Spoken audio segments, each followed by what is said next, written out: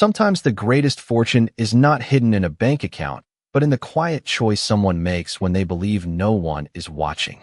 Rain drifted across downtown Boston in soft silver sheets, blurring the glow of bookstore windows and turning the sidewalks into mirrors that reflected passing headlights. Most people hurried past with their collars pulled high, eager to escape the chilly October evening.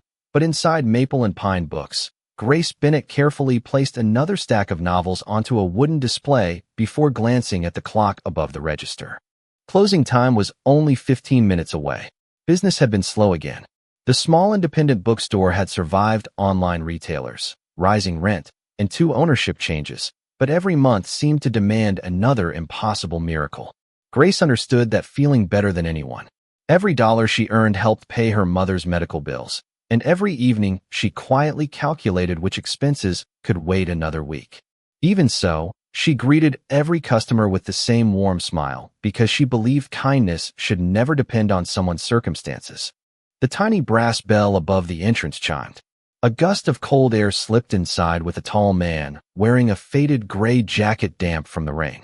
His boots were worn, his beard had grown in unevenly, and droplets of water clung to dark strands of hair that rested against his forehead.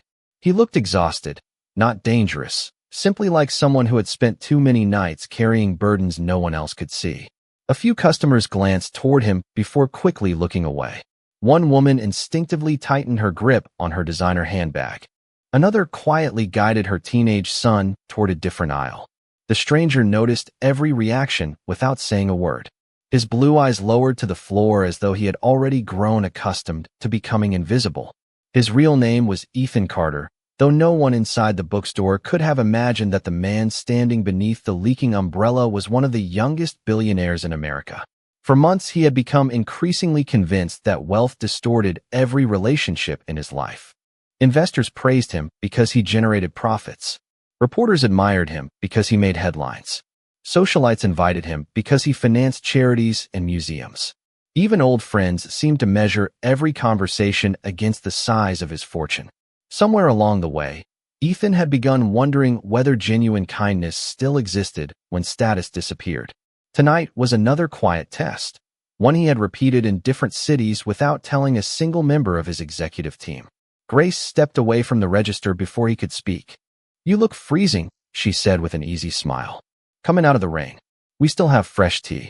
Ethan hesitated. Most places had politely asked him to leave within minutes whenever he appeared dressed like this. "I don't really have any money," he admitted softly. "I'm just hoping to stay dry until the rain slows down." Grace shrugged as though the answer hardly mattered. Good stories don't charge admission, and neither does staying warm. She disappeared behind a small counter before returning with a steaming paper cup. "Chamomile," she said. "It's all we've got left, but it's pretty good." Ethan accepted the cup carefully, surprised by its warmth. "Thank you." "You're welcome." She pointed toward an old reading chair beside the front window. "Sit as long as you need." He settled into the chair, wrapping both hands around the cup while quietly studying the bookstore. The shelves weren't perfectly organized. Some books leaned sideways. A children's reading corner displayed handmade paper pumpkins. A handwritten sign near the register read, "Every story deserves someone who believes in it." Ethan found himself staring at that sentence longer than he expected. Minutes later, Grace noticed him looking at a display featuring classic American novels. She walked over carrying a small maple leaf pressed inside a simple handmade bookmark. "We give these away every fall," she explained. "One of our regular customers presses the leaves herself." Ethan looked at the delicate bookmark before meeting her eyes. "Why give them away?" Grace smiled. "Because people remember how someone made them feel a lot longer than they remember what something cost." Ethan slipped the bookmark carefully inside the novel he had been pretending to read. For reasons he couldn't explain, the gesture settled somewhere deep inside him. Outside, the rain continued falling across the quiet street. But for the first time in months, the billionaire who had built an empire no longer felt like the richest person in the room. Instead, he felt like a student who had just stepped into a lesson he never realized he needed. The following Thursday, the rain had disappeared, leaving behind a bright autumn afternoon that painted Boston in shades of gold and crimson. Maple and Pine Books welcomed its usual handful of loyal customers, retirees browsing history shelves, college students searching for used textbooks, and parents reading picture books with young children before dinner. Grace moved quietly through the aisles with a small cart of returned books, greeting everyone by name whenever she could. She believed a neighborhood bookstore was never just a business. It was a place where lonely people found company without having to explain themselves. Just before 4 o'clock, the brass bell chimed again. Ethan stepped inside wearing the same faded jacket, though it had been carefully cleaned since their first meeting. He carried no umbrella this time, only a weathered paperback tucked beneath one arm. Grace looked up from the register and smiled as though she had been expecting an old friend instead of a stranger. "You came back," she said. Ethan returned a small smile. "I figured I should return the kindness before the tea got cold." She laughed softly. "That might be the latest thank you I have ever received." She pointed toward the reading chair by the window. "Your seat is still available." Ethan settled into the chair while Grace prepared another cup of chamomile tea without asking whether he wanted one. There was something remarkably comforting about the routine, as if neither of them needed to force a conversation for the silence to feel welcome. After several minutes, Grace approached with a small plate, holding 2 homemade oatmeal cookies wrapped in wax paper. "Our neighbor owns the bakery across the street," she explained. "These were left over from this morning. They deserve a better ending than sitting in a box." Ethan accepted one carefully. "You always find reasons to give things away." Grace leaned against a nearby bookshelf and folded her arms. "Maybe because someone once did the same for me." Ethan looked up with quiet curiosity, but she did not immediately continue. Instead, she glanced toward the front window where a young father was helping his daughter choose a children's book. A gentle smile crossed her face before she finally spoke again. "After my dad passed away, my mother worked every extra shift she could find. One winter, we could barely pay the heating bill. The owner of this bookstore never embarrassed us. Every Friday, he simply handed me another novel and said that stories were part of growing up and that children should never have to rent their imagination." She paused, gently running one finger along the edge of the wooden shelf. "Years later, he retired, and I stayed because I wanted someone else to feel that same kindness." Ethan listened without interrupting. In boardrooms, people often competed to fill every second of silence. Here, silence carried respect instead of strategy. Across town, his executive assistant, Victoria, had already canceled 3 investor meetings after discovering once again that her billionaire chief executive had disappeared without notice. She stared at the growing list of unanswered messages before quietly telling the board that Mr. Carter was handling a personal matter. It was technically true, although none of them would have believed that the personal matter involved an independent bookstore and a woman who measured success by smiles instead of stock prices. Back inside Maple and Pine, Ethan opened the classic novel he had borrowed from the display. The pressed maple leaf bookmark rested exactly where he had left it. He traced its delicate edges with his thumb before looking toward Grace. "Do you ever think people take advantage of your generosity?" he asked. Grace considered the question for a long moment. "Sometimes," she admitted. "But if I stop being kind because one person disappoints me, then that person gets to decide who I become. I would rather make that decision myself." Ethan lowered his eyes to the bookmark. Those simple words struck harder than any speech he had heard at a leadership conference. Before leaving, Grace walked him to the door and quietly slipped another pressed leaf into the pocket of his paperback. "A backup," she said with a playful smile. "Beautiful things are easier to lose than we expect." Ethan stepped outside into the cool afternoon carrying nothing more valuable than 2 dried leaves, an old paperback, and a conversation he could not stop replaying. For the first time since beginning his secret experiment, he realized he had stopped observing Grace as though she were part of a test. Without noticing when it happened, he had started looking forward to seeing her again. By the beginning of November, Ethan had quietly woven Maple and Pine books into the rhythm of his week. Every Tuesday and Thursday, just before the afternoon rush, he appeared with the same faded jacket, the same weathered paperback, and the same quiet smile that never asked for attention. Grace never questioned why he always arrived at nearly the same time. She simply placed a fresh cup of chamomile tea on the small table beside the reading chair before he even sat down. It became their unspoken tradition. Some customers assumed he was an old friend. Others believed he was simply another lonely reader who had found a place where nobody expected him to explain himself. Grace liked it that way. She had learned long ago that every stranger carried a story, and most stories revealed themselves only after patience earned their trust. Ethan had come for another reason entirely.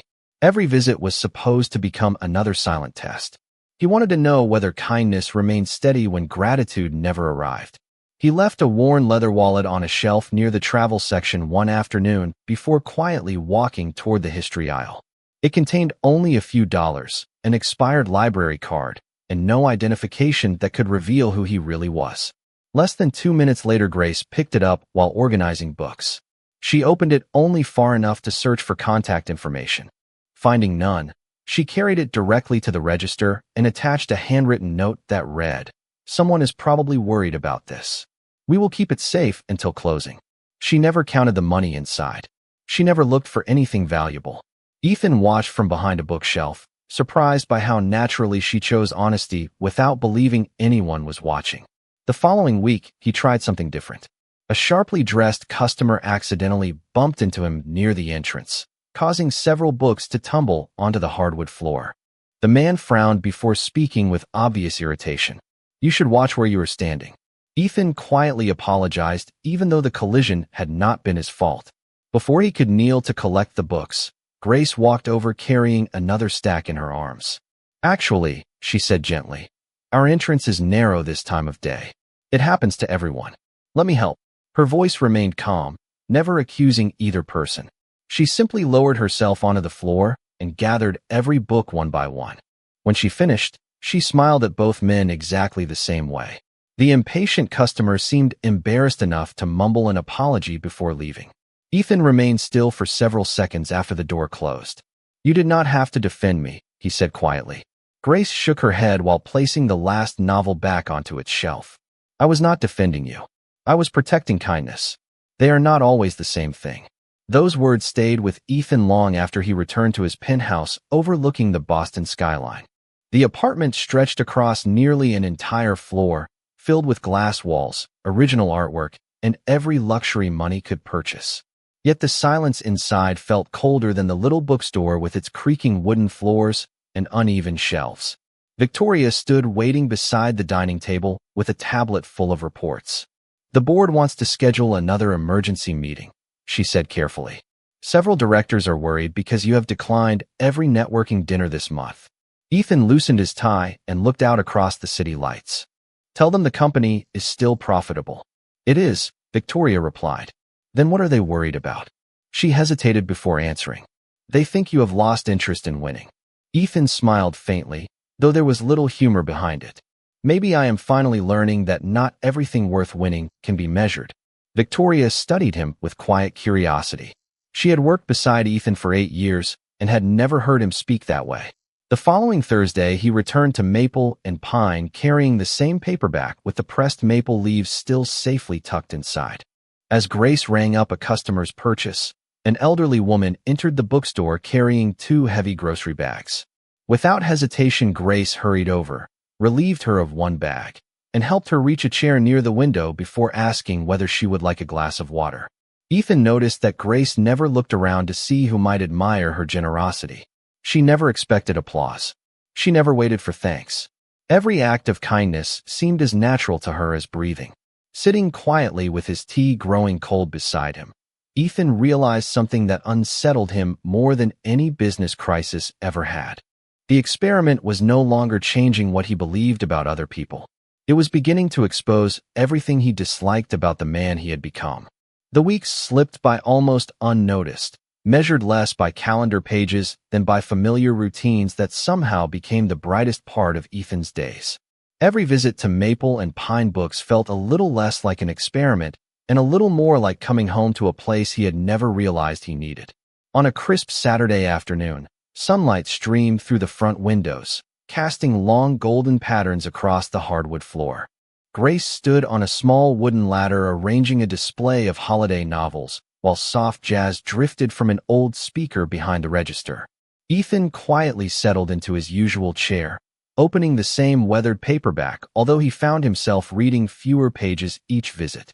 More often than not, he simply watched Grace move through the bookstore with effortless warmth, greeting every customer with genuine interest.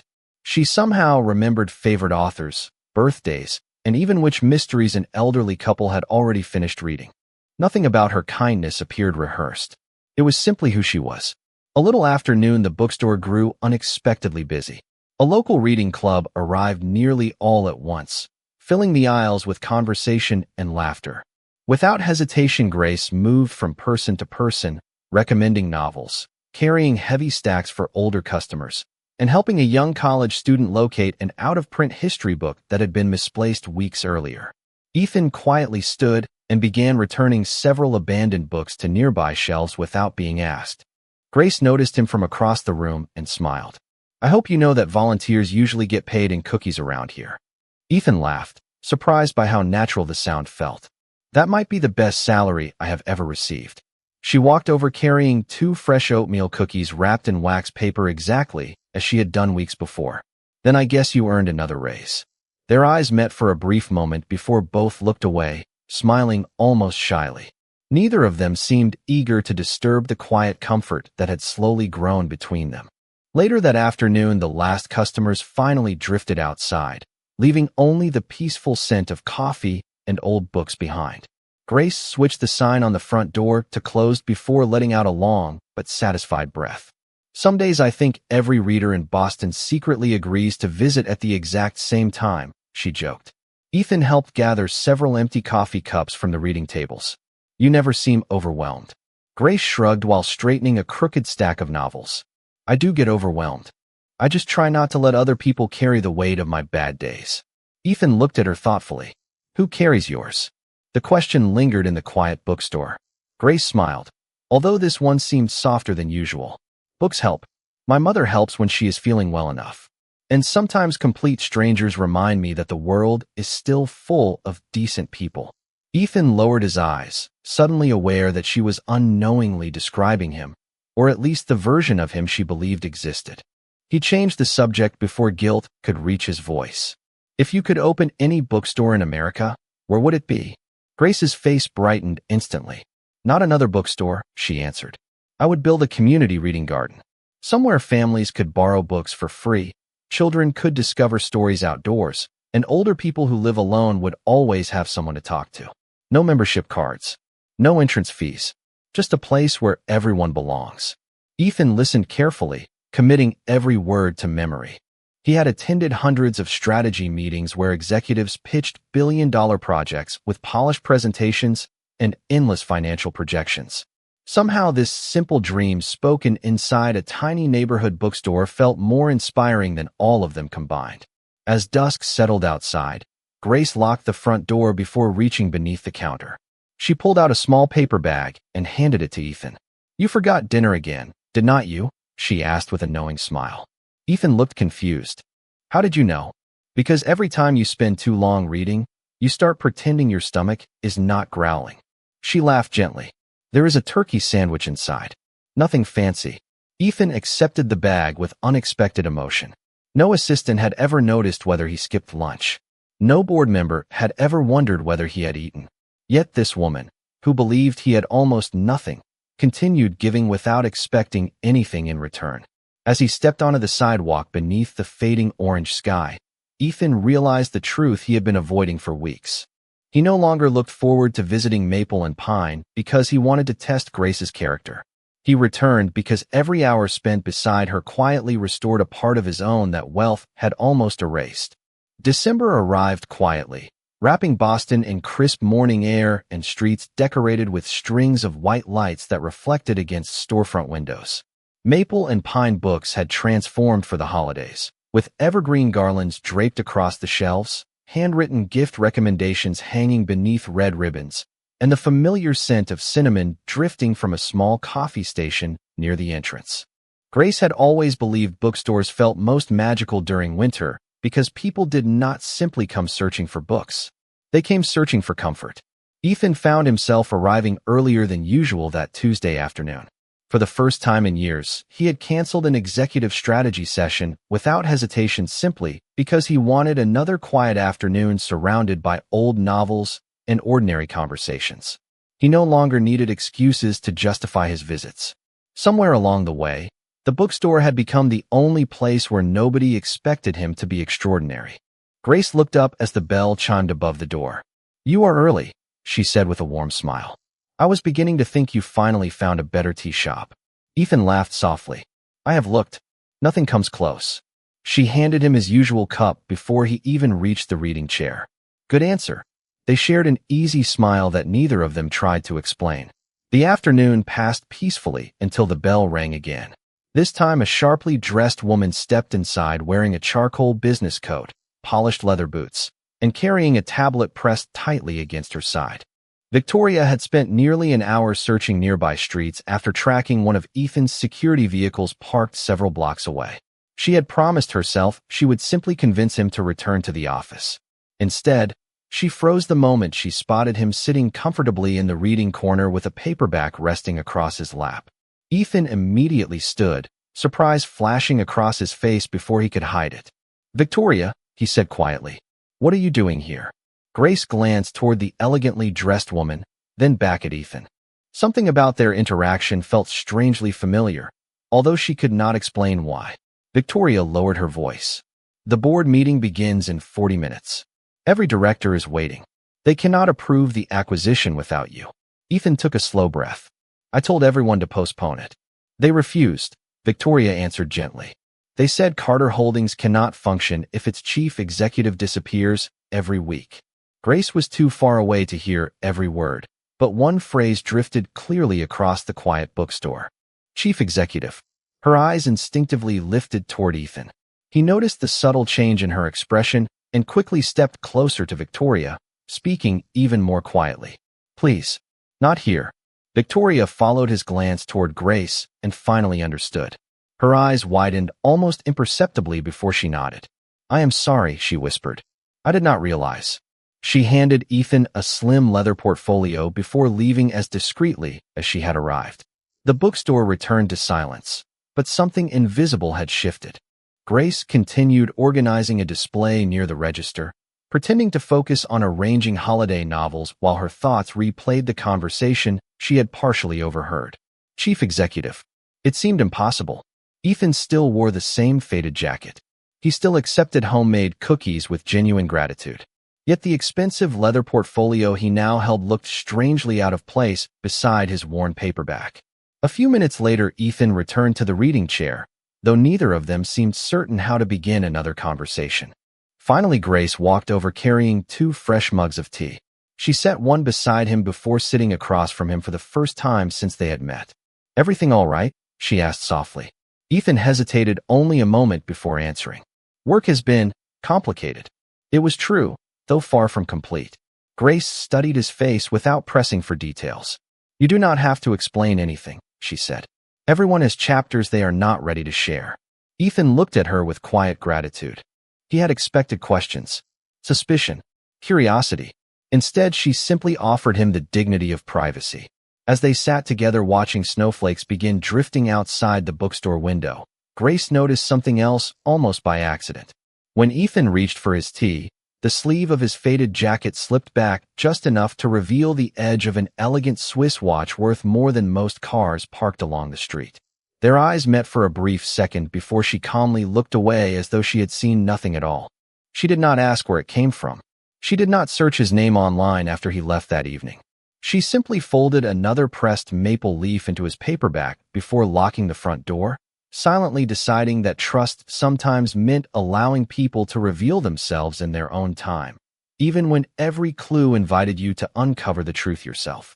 The first Saturday before Christmas arrived wrapped in fresh snow that softened every rooftop across Boston. Maple and Pine Books opened early to prepare for its annual holiday reading day, an event that filled the little bookstore with families, teachers, neighbors, and volunteers from across the city.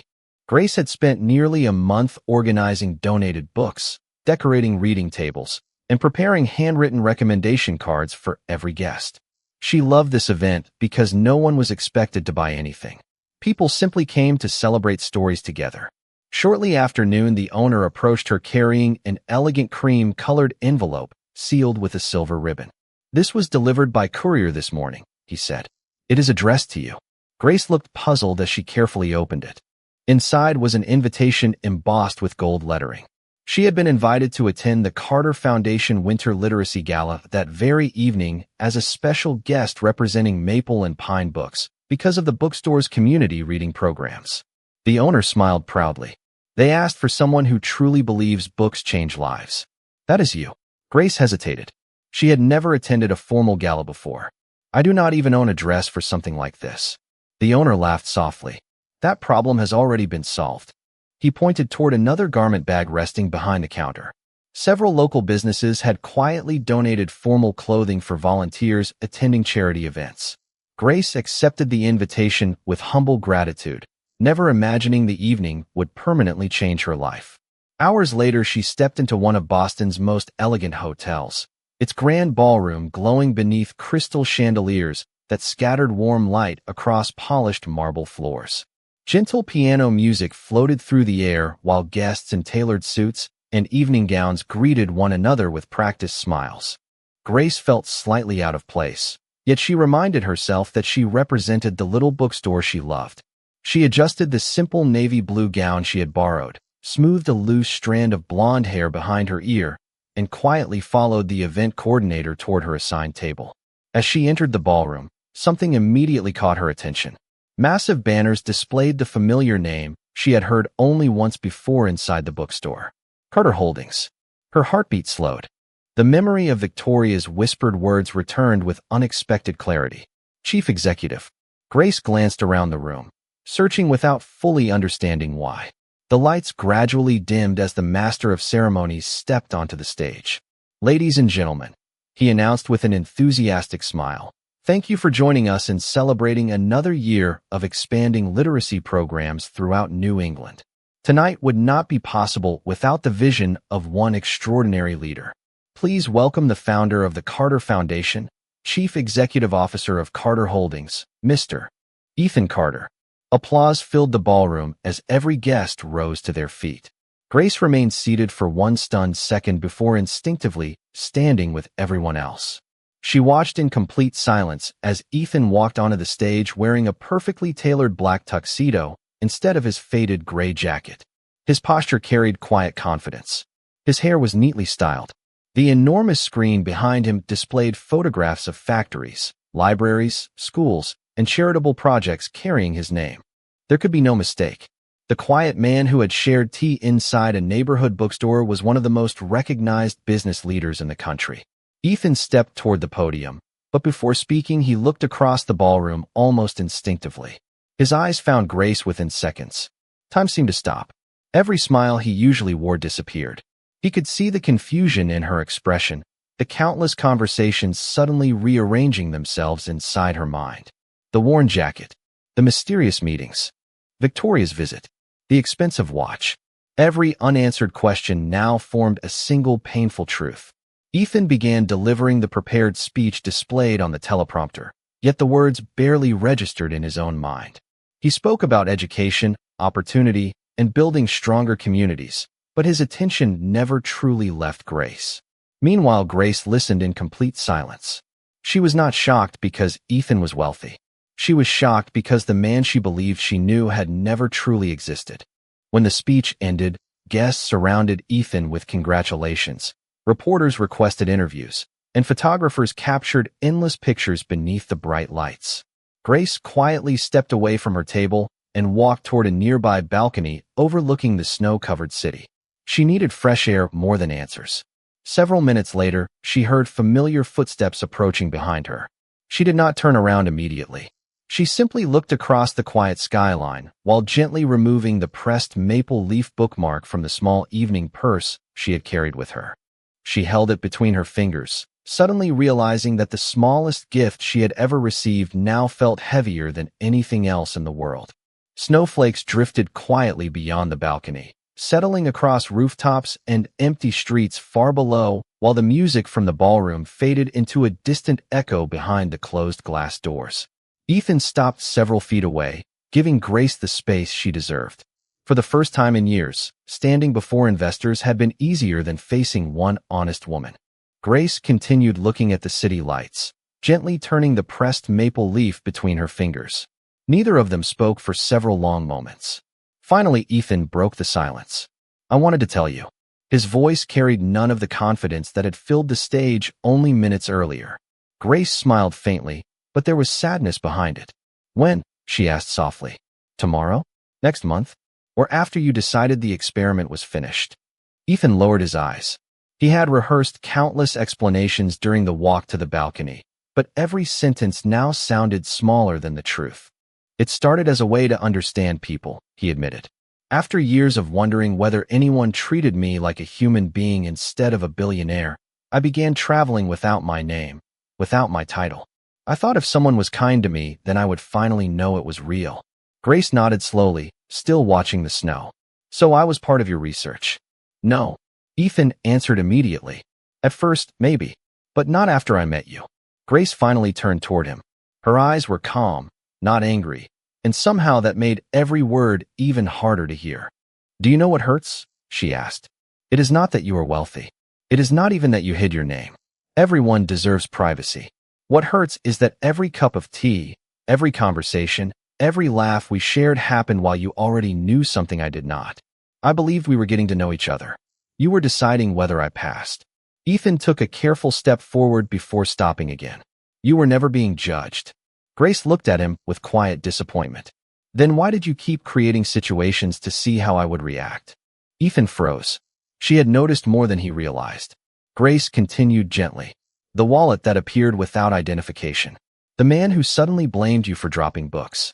The questions about generosity. They felt random at the time. Tonight they finally make sense. Ethan closed his eyes briefly. She had seen every test without ever knowing it was one. I was wrong, he whispered. Completely wrong. Grace nodded. Yes, but not for the reason you think. She carefully unfolded the maple leaf bookmark in her hand. Its edges had become slightly worn from weeks inside Ethan's paperback. You spent months trying to discover whether strangers could be trusted. Did you ever stop to ask whether trust begins by offering it first?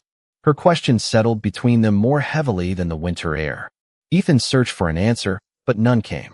Grace's voice remained gentle, almost compassionate. You kept waiting for someone to prove they deserved your honesty. But honesty is not a reward. It is where every real relationship begins. Ethan felt every carefully constructed belief he had carried for years quietly collapse. Boardrooms had taught him to verify every promise. Lawyers had taught him to question every signature. Wealth had taught him to expect hidden motives everywhere. Somewhere along the way, he had forgotten that trust could never grow inside a test designed around suspicion. Grace stepped closer and placed the pressed maple leaf into his hand. Do you remember what I told you? She asked. People remember how someone made them feel much longer than they remember what something cost. Ethan looked down at the delicate leaf resting against his palm. I remember. Grace gave him a bittersweet smile. Then remember this too. You never needed to pretend to have nothing. You only needed the courage to arrive as yourself. Tears quietly gathered in Ethan's eyes, though he made no effort to hide them. He had built companies, negotiated billion-dollar mergers, and solved problems that seemed impossible. Yet one simple sentence from Grace revealed the emptiest part of his life. She took one slow step backward toward the ballroom doors. I hope one day you find the peace you have been searching for, she said softly. But you will never find it by asking people to earn your trust while refusing to give them yours. Without another word, she walked back inside the hotel, disappearing into the crowd with the same quiet grace that had first welcomed a lonely stranger into a little neighborhood bookstore. Ethan remained alone on the balcony, staring at the maple leaf in his hand as the snow continued falling around him, realizing that the woman he believed he had been testing had instead uncovered the truth about the man he had become. The days after the gala passed with a silence that felt heavier than any public criticism Ethan had ever faced. For the first time in his career, he stopped trying to solve a problem with strategy. He did not send flowers. He did not ask assistants to arrange another meeting. He did not attempt to explain himself through carefully chosen words. Grace had already given him the only answer he needed. Trust could never be earned through suspicion. It had to begin with honesty. Those words followed him everywhere. During the next board meeting, the directors expected another discussion about expansion plans and quarterly profits. Instead, Ethan surprised every executive in the room. He closed the presentation before the first financial chart appeared. Today, he said calmly, we are going to talk about people before numbers. A quiet murmur spread across the conference room. Ethan continued without raising his voice. For years I believed success meant protecting this company from every possible risk. Somewhere along the way I also started protecting myself from every possible relationship. I do not want Carter Holdings to become a place where trust has to be earned through fear. Beginning today, that changes. Over the following weeks, new policies quietly replaced old habits. Anonymous loyalty tests disappeared. Hiring managers received instructions to focus less on polished resumes and more on character, curiosity, and compassion. Volunteer days became paid company events instead of optional public relations opportunities. Executives were encouraged to spend time inside the communities their decisions affected rather than studying reports from behind conference tables. Employees noticed something even more surprising. Ethan himself began visiting local schools, libraries, and neighborhood organizations without photographers or media announcements. He listened far more than he spoke. Victoria watched the transformation with growing amazement. One afternoon, she entered Ethan's office carrying a proposal from a luxury developer. "This project will generate exceptional returns," she explained. Ethan reviewed the documents before quietly closing the folder. How many public libraries would disappear if this neighborhood is redeveloped? Victoria hesitated. 3. Ethan slid the proposal back across the desk. "Then we are not doing it." She looked at him for a long moment before smiling. "You are becoming a different leader." Ethan looked toward the bookshelf behind his desk where the weathered paperback from Maple and Pine rested beside business biographies worth hundreds of dollars. Between its pages remained 2 carefully preserved maple leaves. "No," he answered softly. "I think I am finally becoming the person I should have been all along." Months passed. Winter slowly surrendered to spring. Instead of searching for grace, Ethan focused on becoming someone who no longer needed to hide behind disguises. One evening, while reviewing charitable projects, he came across a handwritten note from an employee who had visited Maple and Pine Books during a literacy drive. The note mentioned that Grace still dreamed about creating a community reading garden where every family could borrow books without paying a single dollar. Ethan quietly folded the paper and smiled. He never called Grace. He never asked anyone to persuade her to forgive him. Instead, he gathered architects, educators, librarians, and community volunteers around one simple idea: build the place she once imagined. Not as a gift to impress her, but because it deserved to exist whether she ever returned to his life or not. The project took months of planning. An abandoned lot near the Charles River slowly transformed into winding garden paths, shaded reading benches, native maple trees, little free libraries, outdoor classrooms, and quiet spaces where neighbors could gather without spending money. Every decision reflected something Grace had casually shared inside the bookstore. Wide paths for older visitors, comfortable benches for long conversations, shelves low enough for children to reach their own books, even a small tea corner serving free chamomile during community events. When the final plans were complete, the architects asked what name should appear at the entrance. Ethan looked at the blank space on the blueprint for several seconds before writing only 4 simple words. The Reading Garden. Nothing else. No company logo. No billionaire's name. No monument to himself. Because for the first time in his life, he understood that the most meaningful legacy was not having the world remember who built something. It was creating a place where strangers could trust one another without ever wondering whether they were being tested. Nearly a year passed before Grace heard about the new community reading garden. The story appeared in a local newspaper folded beside the register at Maple and Pine Books one quiet Saturday morning. The article described an abandoned riverside property that had become one of Boston's most welcoming public spaces, filled with thousands of free books, shaded walking paths, reading benches, and community events open to everyone. What caught Grace's attention was not the photographs. It was a single sentence buried near the end of the article. The project had been intentionally created without carrying the name of its founder because, according to the anonymous donor, the place matters more than the person who built it. She quietly folded the newspaper and smiled to herself. Something about those words felt strangely familiar. 2 weeks later, the bookstore owner handed Grace another envelope. Inside was an invitation to the official opening ceremony of the Reading Garden, thanking Maple and Pine Books for inspiring literacy throughout the neighborhood. On a bright spring afternoon, Grace walked through the garden entrance surrounded by flowering maple trees whose fresh green leaves danced gently in the warm breeze. Children sat beneath shaded pergolas listening to volunteer readers. Elderly neighbors shared coffee while discussing novels. Teenagers studied for exams beside quiet flower beds. Families wandered freely between rows of little libraries without anyone asking for membership cards or entrance fees. Grace slowed her pace, taking in every thoughtful detail. Wide walking paths, comfortable benches facing the river, outdoor shelves built low enough for young readers. Even a small tea station serving free chamomile beside a handwritten sign that read, "Please leave with a story and a smile." Her heart skipped. It was almost exactly the dream she had once described during a quiet conversation inside Maple and Pine Books. Near the center of the garden stood a simple wooden plaque. There was no company logo, no bronze statue, no donor recognition wall. Only one sentence had been carefully carved into the wood. Inspired by a woman who reminded one stranger that trust begins by offering it first. Grace gently touched the smooth lettering with her fingertips. She never noticed Ethan approaching until a familiar voice quietly spoke behind her. "This time I came as myself." She turned slowly. There was no faded jacket, no disguise, no carefully constructed role to play. Ethan stood before her in simple casual clothes, his expression carrying quiet humility instead of confidence. For a long moment, neither of them spoke. Finally, Grace smiled, not because the past had disappeared, but because the man standing before her no longer looked like someone hiding from it.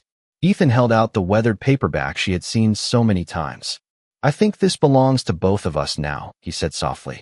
Grace accepted the book and opened it.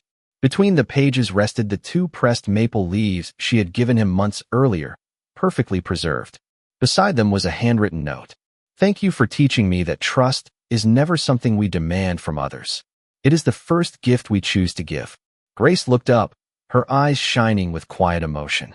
"You really built all of this because of one conversation?" Ethan gently shook his head. "Not because of one conversation. Because one person finally had the courage to tell me the truth." He reached into his pocket and removed a small velvet box. But instead of opening it immediately, he looked directly into her eyes. "Last year, I asked the world to prove itself to me. Today I am asking you for something completely different. I am not asking you to forget what happened. I am not asking you to ignore my mistakes. I am only asking whether you believe people can truly change." Grace stood silently for a moment before answering with the same honesty that had always defined her. Only when they stopped trying to convince others and quietly begin living differently. Ethan nodded. "Then, that is what I will keep doing for the rest of my life, whether you say yes today or not." Grace smiled through tears of happiness. "That is exactly why my answer is yes." Ethan opened the small box, revealing a simple, elegant ring that reflected the afternoon sunlight. As he placed it gently on her finger, applause quietly spread through the nearby garden. Volunteers, families, bookstore customers, and even Victoria smiled from a respectful distance, not because a billionaire had proposed, but because two ordinary hearts had finally met without secrets standing between them. Months later, when Grace and Ethan celebrated their small wedding surrounded by maple trees, books, and the people whose lives had become intertwined with theirs, the first gift displayed at the entrance was neither the wedding ring nor an expensive keepsake. It was an old paperback holding two pressed maple leaves, reminding every guest that the greatest love stories do not begin when someone is tested. They begin when someone finally chooses to trust.